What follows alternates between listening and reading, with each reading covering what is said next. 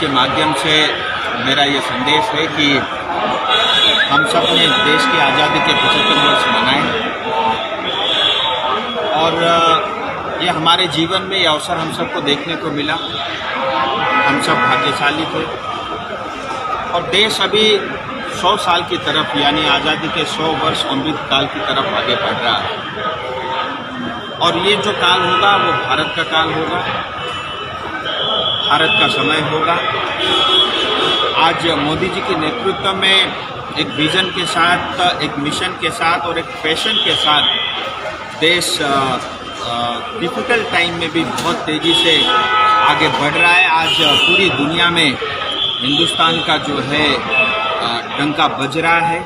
Covid महामारी के समय में इतनी बड़ी आबादी होने के बावजूद भी हिंदुस्तान की इकोनॉमी यूरोप या अमेरिका के आंकड़ों के मुताबिक काफ़ी बेहतर है और हिंदुस्तान में 5वीं सबसे तेज़ गति से बढ़ने वाली हिंदुस्तान की अर्थव्यवस्था है।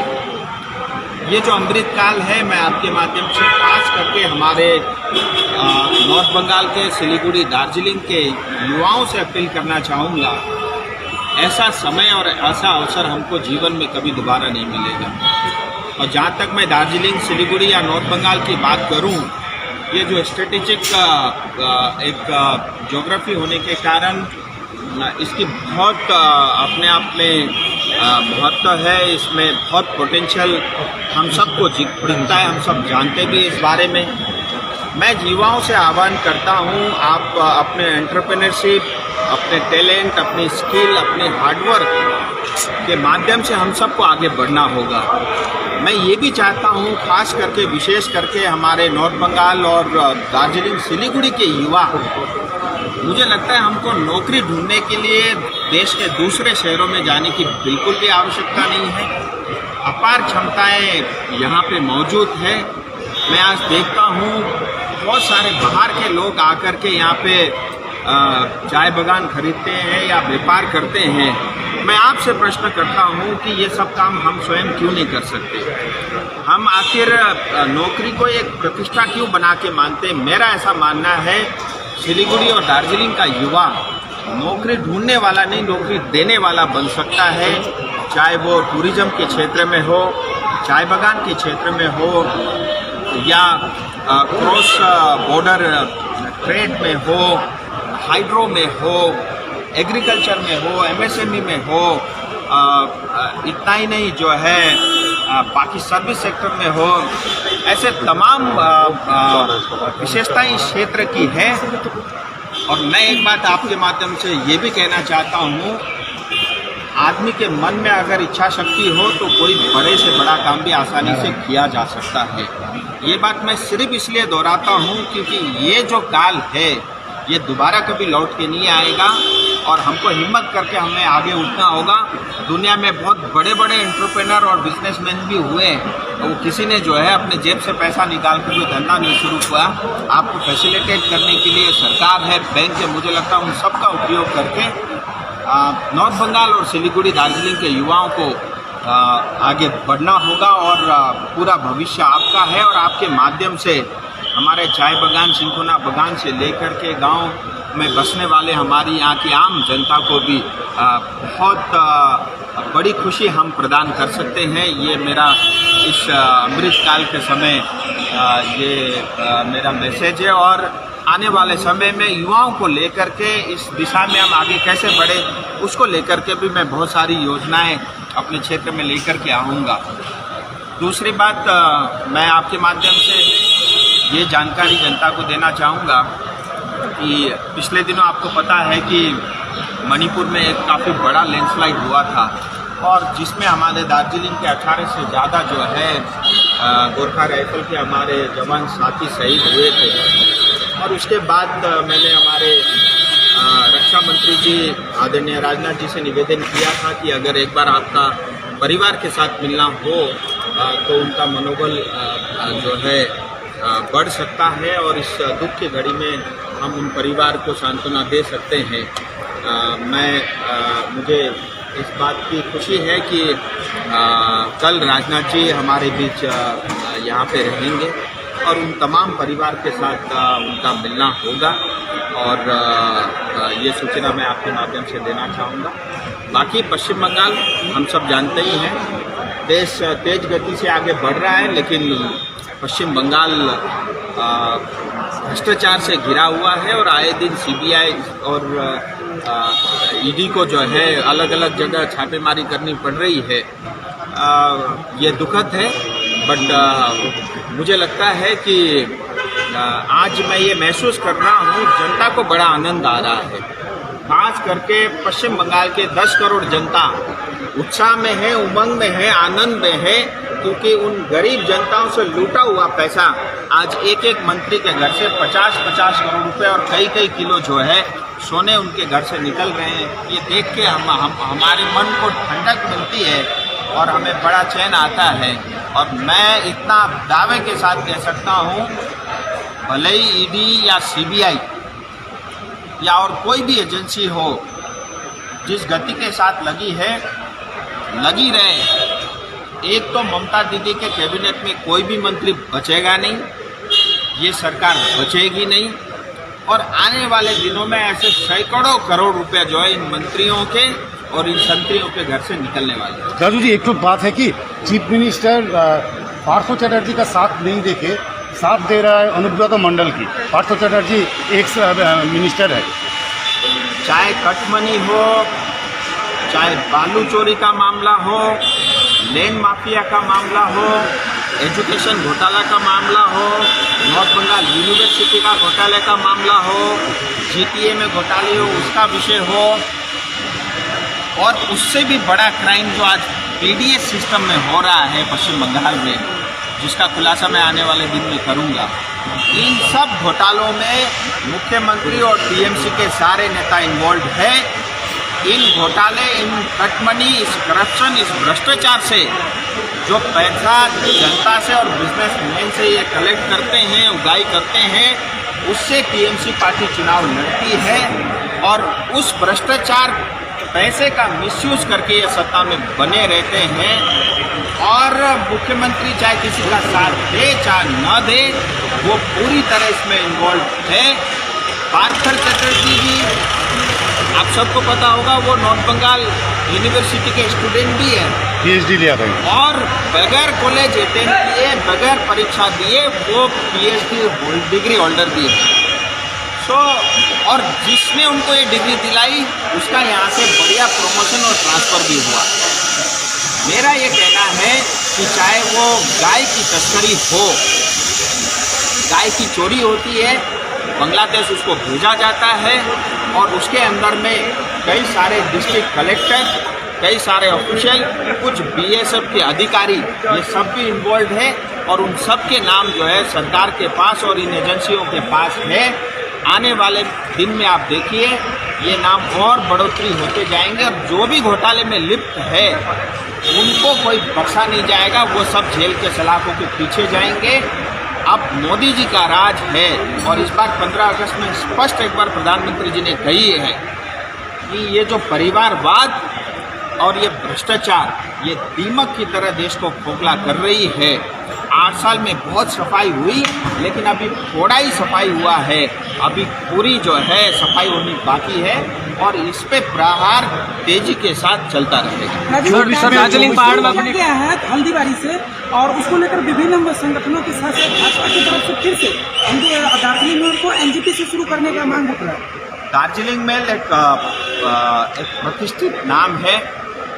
इमोशनली उस दार्जिलिंग मेल ट्रेन के साथ हम लोग कनेक्ट है।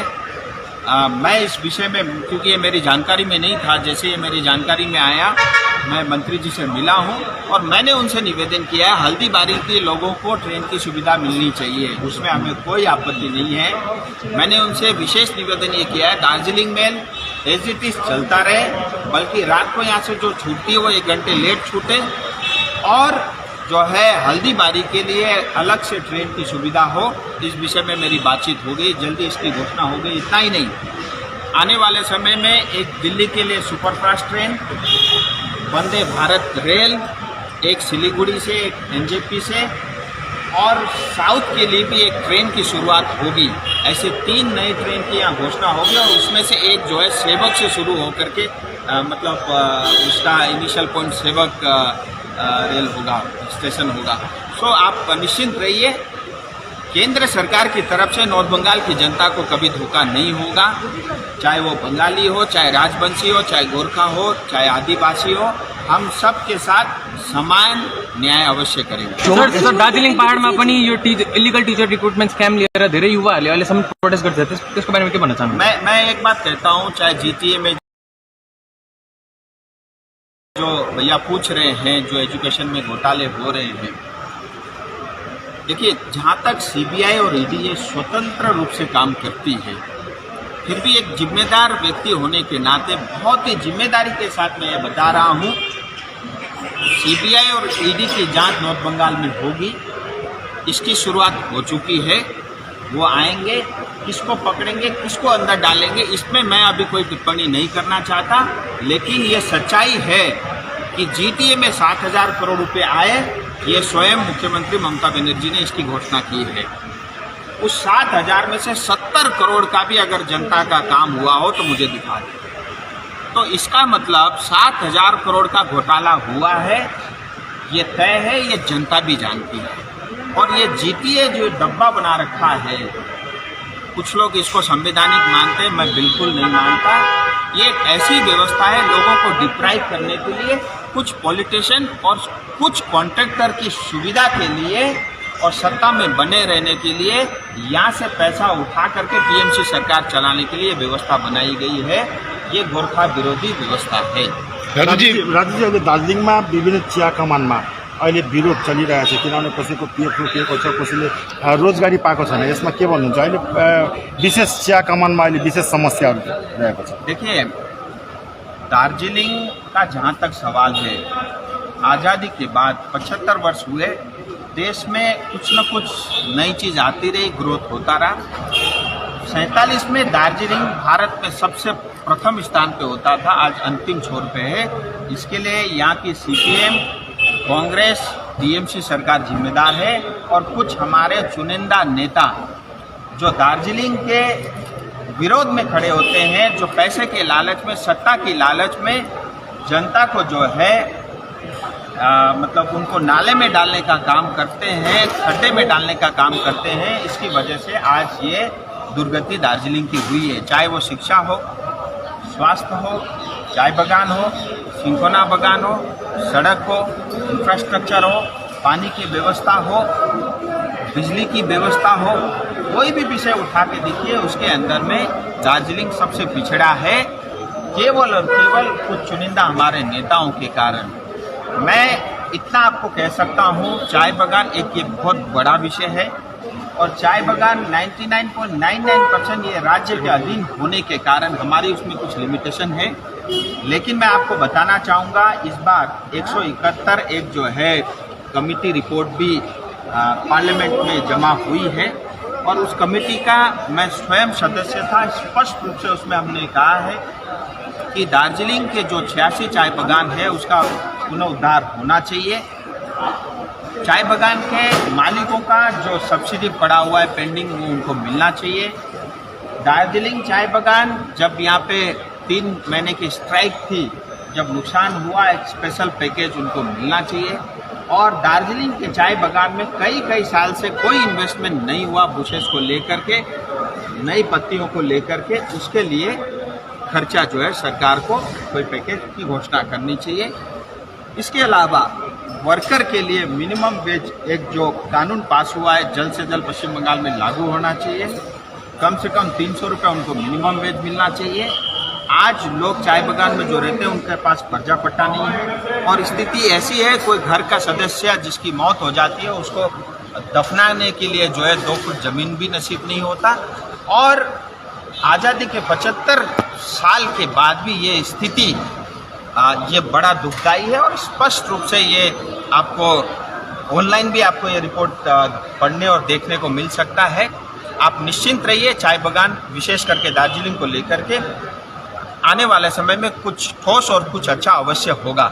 मैं फिर कहता हूँ, अगर राज्य सरकार खास करके जीटीए अगर चाय बागान को चलाने में असमर्थ है, नहीं कर सकते, मुझे लगता है उनको ये सारे चाय बागान बगैर कोर्ट कचहरे के बगैर लड़ाई झगड़े के उनको टी बोर्ड को हैंडओवर कर देना चाहिए। टी बोर्ड इसको चलाएगी और हम कोऑपरेटिव मूवमेंट की तरफ से भी इसकी अच्छे से संचालन कर सकते हैं, उतना सक्षम हमें है।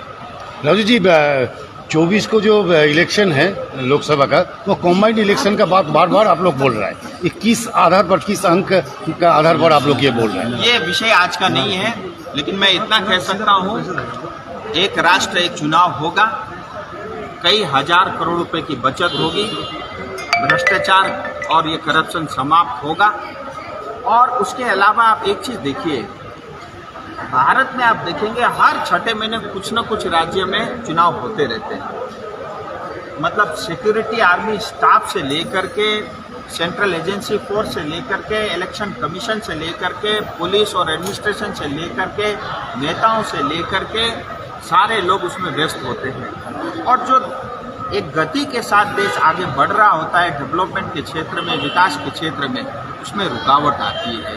और बहुत सारी स्टेट के अंदर में वो कोड ऑफ कंडक्ट लग जाता है, घोषणा नहीं हो सकती, काम रुक जाते हैं, ऐसी तमाम समस्याएं आती है और ये स्वाभाविक रूप से आती रही है।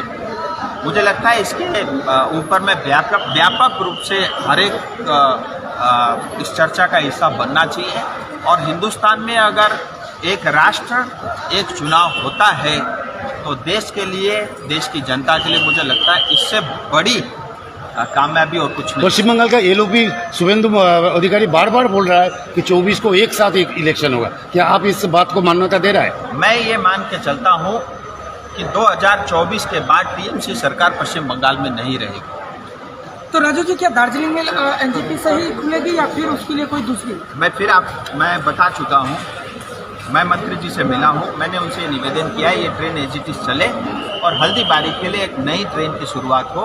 उसके ऊपर उन्होंने कहा है हम इसके ऊपर विचार करके कहेंगे। मुझे और फिर इसके अलावा मैं आपको दोबारा रिपीट कर रहा हूँ, एक दिल्ली के लिए, एक कलकत्ता के लिए, एक साउथ के लिए, क्योंकि साउथ में हमारे बहुत सारे बच्चे पढ़ने जाते हैं, बहुत सारे मेडिकल पेशेंट वहाँ जाते हैं।